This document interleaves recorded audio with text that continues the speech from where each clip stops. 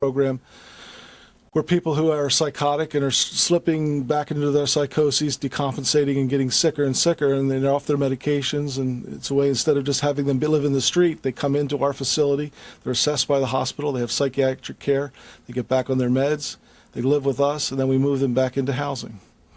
Homelessness is a problem that persists all over the world, but in Atlantic City, in this area, is this a really pervasive issue, homelessness here in Atlantic City? It's huge. It's huge in Atlantic County. It's huge in the whole southern region, and I think it's huge in the state of New Jersey. There's a lot of people who live on the edge, on the margins. There's people that are working poor. You don't hear much about them until they actually get poor enough to where they fall out of their housing accommodations. There are people that I would call residentially challenged. They're trying to maintain a place, but they just can't do it. They just don't have enough income to do it. We have people that come here that have, and I'm going to say last year we had over 3,000 people come through this facility, unduplicated.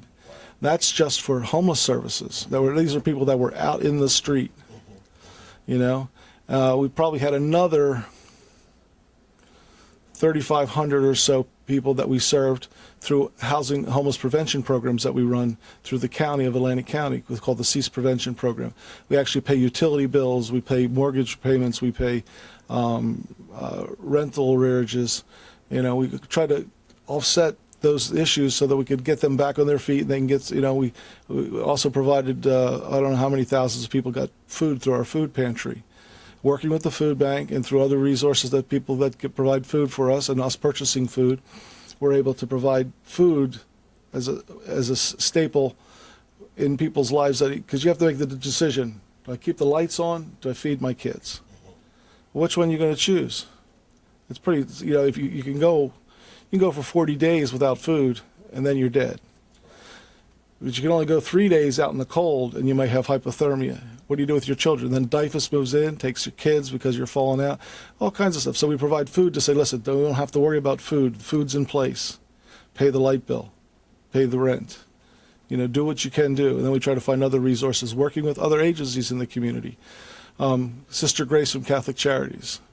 She's always a partner. You know, if I find $1,000 through Cease, I need another 200, I call Sister Grace, and she goes, I can do 200. And then I call Major at Salvation Army. He says, I can do another 300. And we patch it all together, and we make it work. And we do that for literally thousands of people in the course of the year in the community. So what I see through our little shop here at the Lake City Rescue Mission, God enables us to help people to the tune of 6,000 or 7,000 people a year. You know, and that's just in Atlantic County. Now think about the whole southern region, because there's nothing else in the southern region that's serving people. So we're getting people even from other areas coming for assistance and help.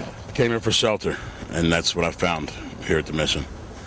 You know, since then I found out they had an alcohol rehab program, and took advantage of that, and a lot of other things, a host of things, the welfare, the food stamps, you know, schooling. And I did the work readiness program, which is 4 months. I'm on the HOPE program now, searching for a job first and then place to live, you know. And plus they had the Atlantic Care, which also gives you an IOP program. It's an outpatient program, you know, for the same thing as far as, you know, alcohol rehabilitation. And like I said, I took advantage of, the AA meetings, the chapel services. I mean, this is a Christian-based place, and I found myself, you know, here. I actually grew up here, basically, mentally. But yeah, this place has done a lot for me. It really has. My name's Michael. Wintertime's the hardest, but I don't know. The longest hour of the day is in between 8 and 9 because you're waiting on Payless to open. But other than that, I don't know. It's just survival. Every day is just another, I don't know. So what do you do at nighttime? Freeze to death. Oh, yeah. Nah, we just chill out. Well, it gets cold, but we kind of like, you know, smooch up together. That's my stuff, bro. Uh-oh. That's my we got a shit. problem. What were you saying? At night, basically we survive on panhandling, if you want to know the truth. We're panhandling. Which is what they're doing right now, and it's really off the hook because of all the problems in this city, like drugs and murders and all that stuff happens here, the cops come up and hassle these guys because they're just trying to make a few bucks to survive each day. And the cops are off the hook in this town. There's no help. They actually do. They come underneath and they hit us with clubs. They throw 40 liquor bottles at us. They're very brutal when they come, and they come about once a month. So, I mean, what do you do when you go over to, you say you go to the rescue mission, basically, to eat at times? You know what? Out of desperation, but there's a lot of us that refuse to go there at all because... I think I'd rather go to jail first. Because it's institutionalized, and I've been institutionalized for too long to be institutionalized on my own. I'm not going to institutionalize myself. I'd rather be in cuffs and oranges. Plus the fact going back to the police in here. You can't go to the mission because everybody has warrants because the police are hassling them for trying to earn a living, giving tickets, panhandling or an open container, and the cops roll through that place almost every night and they pick you up. So why go there? Okay, could you give me your first name, sir? My name is Leon Patterson. Leon, I understand you have a very interesting story of how you got here and how you became a volunteer here at Sister Jean's Kitchen, but I'm really interested in your story. Take us back to what happened to make you decide to come here. Well, I was homeless for 10 years. My mate died. I was put out on the street. No one wanted to help. Everybody was out. We walked the boardwalk, sleep on the boardwalk. We sleep in the bus lounge. We sleep under the boardwalk. Finally, one day I woke up. I had enough of it. I tried to come in to Sister Jane to see what was going on. I got here, and the program she's trying to run is a very interesting program. But the motivation is not here. The motivation of this program is not, because we have a lot of people right now still living on the boardwalk, still living under the boardwalk, still eating out of garbage cans. People too embarrassed to come here. We don't have enough like social workers. You like a lot of people, mental people on alcohol, drugs, and everything that need professional help. Me myself. When I came here, I was on alcohol, and it took me a couple years to get off alcohol.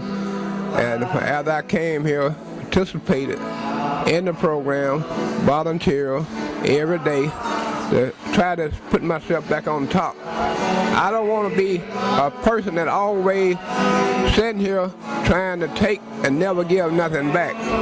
That's why I volunteer every morning. I come in, help cook breakfast and lunch and everything. The woman is 71 years old. She opened the doors here at 6 o'clock in the morning. Okay, at 6 o'clock, this place is filled up with people that walked the boardwalk all night, walked in the rain, didn't have no place to go. If you sit down on the boardwalk, close your eyes, the police are there to give you a ticket. Okay, they'll give you a ticket. If they catch you on the boardwalk, they'll take you to jail. So that's why she tried to motivate and get the people involved into the situation where they would try to help themselves. I'm personally not homeless, but at the same time, I work with a lot of people who are, and I try to help them in terms of giving them a resource base to know where they can go to get services, as well as if they don't have a home church family, or if they haven't been in a formal understanding of faith and fellowship, try to offer them some extension of fellowship and Christian community where there's an outreach place available for them in the community where they're presently located in temporary housing. So now this is more than just feeding the body. This is feeding the spirit, feeding the soul of people. And how do you think that's going with regards to the outreach for the people? I think it's going very well. In fact, I think that with what Sister Jean has been doing for so long, now it's starting to catch on with a lot of the other churches, and it's a more ecumenical effort, even with the weekend understanding that when she's not open from Monday through Friday, but on when she's not open on the weekend. Other churches now are starting to have an active fellowship of service resources, clothing resources, as well as food and ministry resources on Saturdays.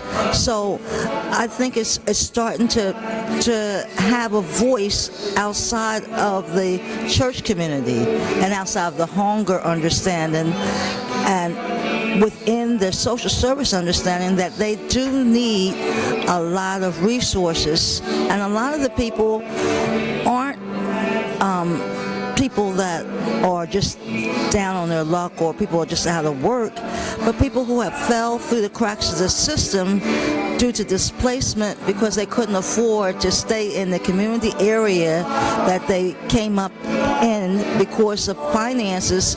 They didn't have that middle class income or that upper middle class income to stay afloat.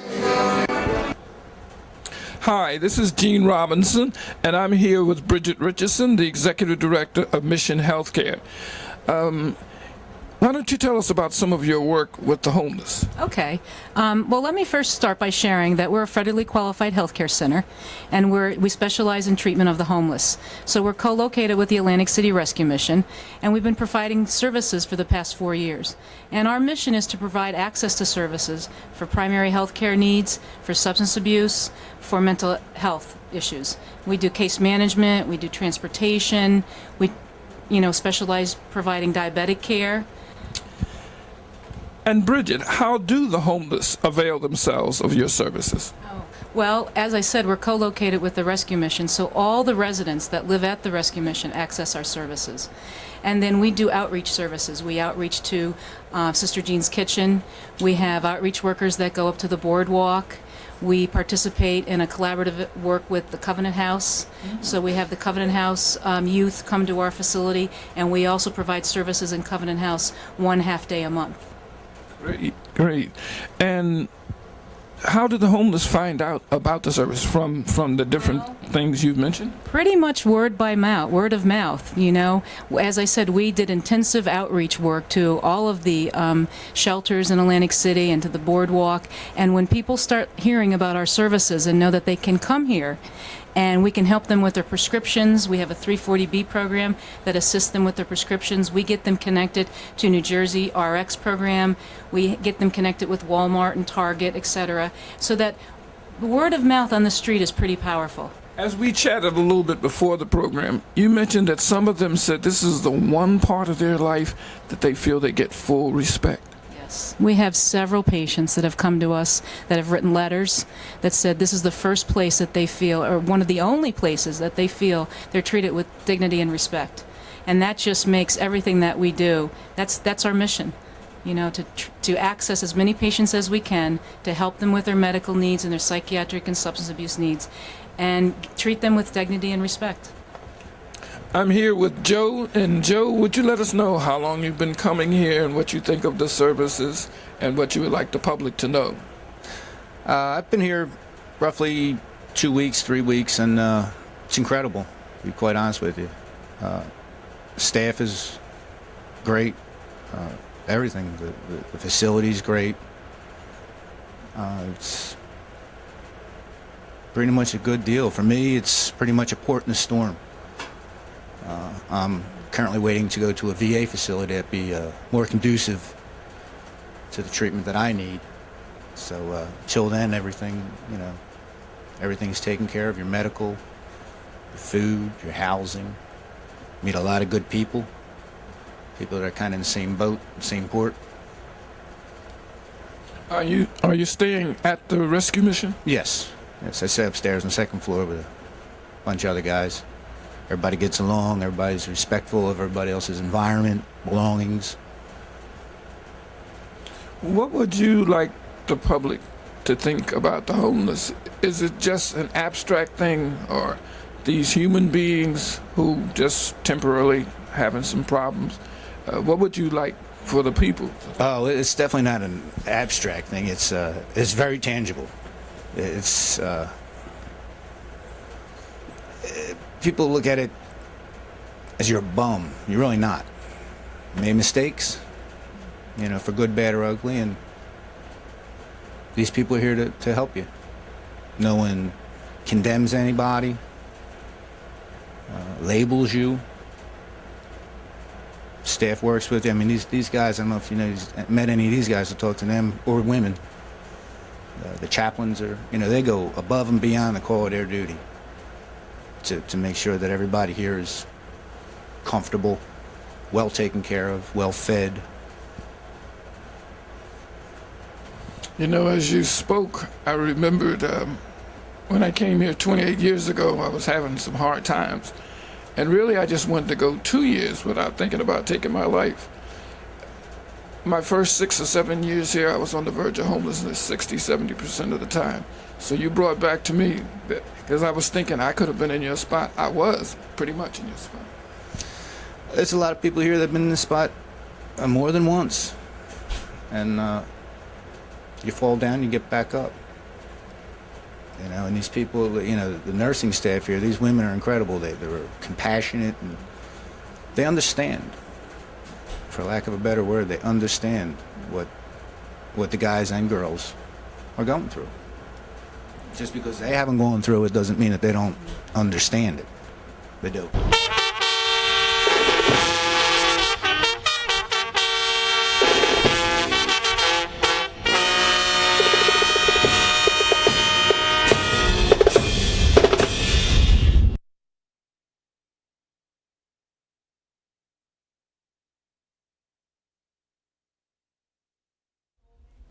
Hello, my name is Sasha Stevenson and I'm Miss Atlantic City. Today we're here with Sister Patty and we're interviewing her at Adelaide's Place. Okay, Sister Patty, can you tell me a little something about yourself and what it is exactly that you do here? I'm a social worker and I have been one for 30 years. I worked with the homeless for a long, long time, and it was always decided that the missing piece was for a place for the homeless women to go during the day. So that's how we started Adelaide's Place. We opened in St. Monica's Rectory basement in August of 2002, and last March of 2007 we moved to our own building here in Atlantic City. What we offer the ladies is a place to come during the day that is safe and secure.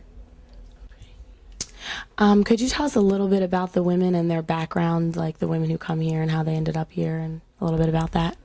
I'd say 90% to 95% of homeless women have had some history of abuse in their lives, whether it was through parents or caretakers, physical, sexual, emotional. Many of them have been on their own, some of them since they were 15, when you hear some of their horror stories. And as a result, a lot of them have developed depression. About 50% of them have serious mental illness. I would say most of the mental illness is depression. Some are bipolar.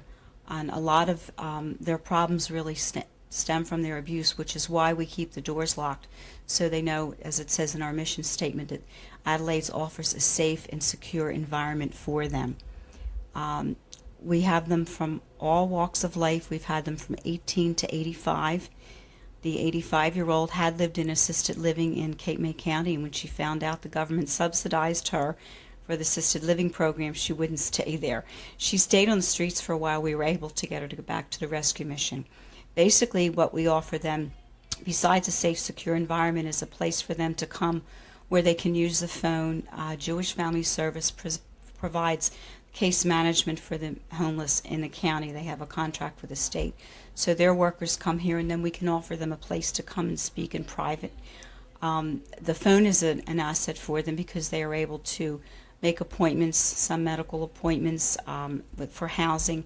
Many of them don't get medical treatment because in their minds they are afraid they're going to end up back in a psychiatric hospital, where some of them spend some time, especially the older ones way back when it was not a nice place to be. They have really formed a community here. As they move on, they continue to either call or write. We have one woman calls me every 6 months. She's out in California, and they kind of feel, I guess, a bond. And it's basically, it's their program. It's not ours. They, decide what they want to have for snacks. We have one woman who's not here today. She is really quite an artist, Yvonne, and she comes up with all kinds of ideas if they would like to do that. Another lady has them making lap blankets for local nursing homes. Like I said, they're very creative women. Being a woman, I'm sure that you've maybe gotten emotionally attached to some of their situations. I'm sure it's really difficult to hear some of the things that they went through. And as a woman, I just want to know how you separate that from your personal life, or how that maybe affects you or it's changed you. Well, when I was younger, your age, a little bit older, you can't help but get attached. But I think the one thing is you have to realize that at least for one day they had a place to come where they were safe and secure, where nobody questioned them of why they were in the situation they were in, or, you know, they hear so often, you're no good, get a job. Well, some of them aren't able to work, and many of them have physical disabilities. And that's been my consolation to myself, to say, well, I couldn't do everything for them, but for at least one day, you know, they had a place to come where they were safe and that they were appreciated for who they are. How many women have come through here this year so far? So far this year, we've had about 125 women. Since we've opened, we've had 350 unduplicated come. We average anywhere from 10 to 26 a day that come here, and we don't require them to do anything except to sign in. And I always tell them that proves that I was here working, because it's not all in my handwriting. And they're not, I mean, they don't have to stay here from 9 to 4. Some of them have other appointments. Some of them just come for a few hours. A lot stay at the rescue mission. A few have gotten rooms, just a room with nothing else. So they spend a lot of time here. And there are a few ladies have gotten their own apartments, and they come back as volunteers. Do they all come from locally, from Atlantic City, or do you normally have people that come from anywhere else, or is it usually just women from Atlantic City? Most of the women are from Atlantic City, and of all the ones that have come to Atlantic City, they all have a connection here. You know, somebody might be here who is staying, say, at the rescue mission, and is from Vineland or from Camden, but their mother either is here, you know, or grandmom. And what happens sometimes is, too, they come to take care of a family member, and then the family member either dies or goes into a nursing home, and then all of a sudden they're homeless. And that happens to a lot of them, that they all have some kind of a connection here. Okay. Well, I just would like to say for me that I think what you're doing here is really amazing, and part of a lot of things that I want to do has to do with helping the community and doing things with the homeless and being more involved. So I appreciate and admire everything you're doing here. I just want to say that to you. Thank you. Hi, this is Sasha again, and now I'm here with Dorothy. So I would like to start off by asking you, how has Adelaide's Place helped you, or how did you end up here? Basically, I came here when I had ended up here. They helped me out a lot. They gave me a place to sleep. They gave me some lunches to have. They gave me clothes and let me use the telephone and all that. They helped me out a lot with a lot of stuff to get back on my feet, to get me on my way. How did you discover Adelaide's Place? How did you hear about it? So how did you get here? More or less, I heard it from a friend of mine who's at the rescue mission. And she told me about Adelaide's program. I didn't know anything about it, so I came here like by myself, because I wanted to experience it for myself, what it was like. I was like on a wild goose chase looking for something, and I wanted to find out for myself what it was all about. So I came here and I found out, and I talked to Bridget, and I talked to Miss Pat, and they told me that this is Adelaide's program. It's all for women. So over the last couple of weeks, I've talked to a lot of women here, and they said you can use your phone, you can have lunch, you can sleep here, do your wash and whatever, you know. And it was a lot of help. They helped me out a lot. Do you think that being here has given you hope or given you a better sense of who you are? Do you feel comfortable here? Yeah, I feel safer here because I know of the place here, and I'm also safer in Atlantic City. But this has gave me a lot of hope and prosperity, and helped me to move on for bigger and better things in life. If you don't mind me asking, how was it for you before you came to Adelaide's Place? What did you go through? I was in Philadelphia. I was living at a house, and I had the whole front of my house vandalized. It was very, very bad. I was in an abusive situation with a friend of mine, who was my ex-boyfriend. He used to put his hands on me and hit me and abuse me, and I ended up homeless. And I also ended up at the rescue mission. And it was very, very hard for me to stand on my own 2 feet. I was crying a lot, and I was very hurt. And he used me as a total punching bag. And I said, I'm not having it. So he said, he always put his hands on me, and I said, no, this ain't cutting it, you know. Keep your hands off me. I told the people at the rescue mission, I said, no, Nobody should have put their hands on me and abused me. Also, when I was in Philadelphia, I had gotten to a house that I thought was a bunch of diamonds and all this, and it wasn't. I had a whole government check ripped off me by my landlord, which wasn't even happening, but it did happen. But it happened to me, so it made it harder for me. When I came back from Philadelphia, I had ended up in Atlantic City. When I ended up in Atlantic City, I didn't even know what the heck the rescue mission was about. Because I got off the bus, and I'm like, where the heck do I go now? What do I do? So I met up with Miss Kay, who was at the rescue mission. She's my counselor at the rescue mission. She says, don't worry about it. Go to Adelaide's program. We'll work together, and we'll get you back on your feet. I've been at the rescue mission for about 2.5 months now, and they've been helping me out. They've been giving me clothes and shelter, and they give me a place to sleep. They give me the ability to move on to bigger and better things. They gave me a chance to grow and exceed, and to exceed more, because now I have my own apartment, which I'm hoping to get today, quote unquote, and I'm going to be moving out of there. So I had graduated. Now I'm going to get my own apartment, and then I'll be able to bring my little kitten home, which I hope I bring him home too, because he's part of my big future, you know. It's the only thing I got for right now. But once everything goes good and I stand on my own 2 feet, I have a lot of strive, and I have a lot of positive thinking, and I look for a president in the future. That's what I base my willpower on. So it keeps me going, because I have to be a strider and a fighter, and a going, I got to be strong. Hi, Felicia. Can you give us a little information on how you ended up here at the Covenant House? Yes, I can. It actually all started when I used to live with my brother, and we had got evicted, and I had nowhere to go. And at the time I had a boyfriend, so we went to welfare, and they gave us $20 and said, here, go to the mission. So we came out to Atlantic City. We went to the mission, but we didn't like it, so we decided not to stay there. We slept under the boardwalk for about 3 days. I asked around for a $1 here, $1 there to eat. And we had went to the welfare here, and they had told us about the Covenant, asked our age, because you can be from 17 to 21 to stay here. So they had told us to come here, so we came here. And the first time there was no room, so they sent us away, but it was okay. So, and then we came back the next day, and they let us right in, because they didn't know at the time that we'd never been there before. So that was our mistake. We should have let them know more information. So you mentioned that you had to sleep under the boardwalk for 3 days. Yeah. What was that like? It was cold. Well, not that. It was cold at night, hot during the day. It was bad. I mean, it was rough, but I had somebody, so it was a little bit easier. I was out with my boyfriend, so it was a little bit better than, being on your own, being by yourself.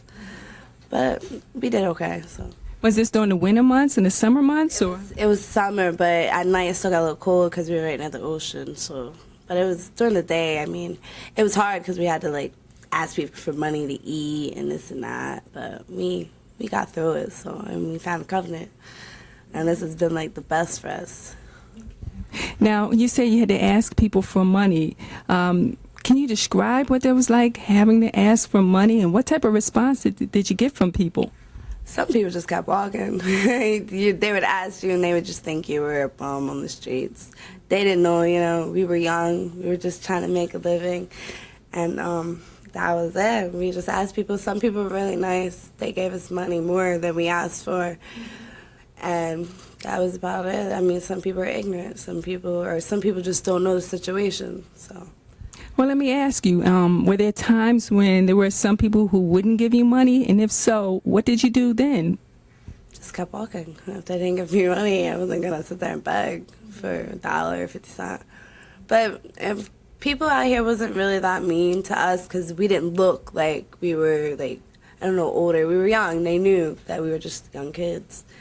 So a lot more people would give us than they wouldn't give us, so. So how long were you actually out on the street before you found Covenant House? About 2.5 days, maybe close to 3. And we came here, and they helped us out a lot.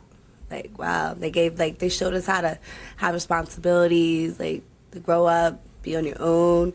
It's better to have a career than just have a minimum wage job. Like, they taught us a lot here. So I'm real happy that I found this place. So is there